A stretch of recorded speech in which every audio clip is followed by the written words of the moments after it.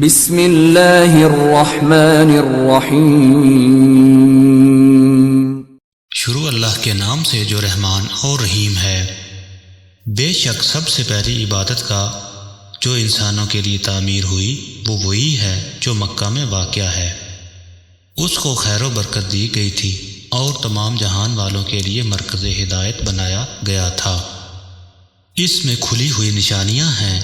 ابراہیم کا مقام عبادت ہے اور اس کا حال یہ ہے کہ جو اس میں داخل ہوا مامون ہو گیا۔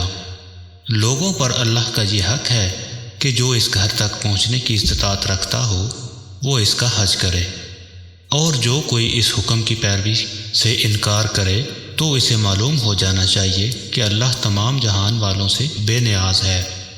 کہو اے اہل کتاب، تم کیوں اللہ کی باتیں ماننے سے انکار کرتے ہو؟ جو حرکتیں تم کر رہے ہو اللہ سب کچھ دیکھ رہا ہے۔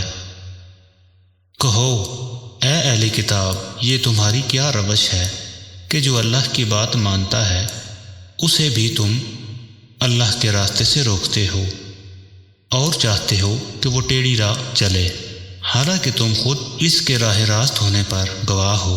تمہاری حرکتوں سے اللہ غافل نہیں ہے۔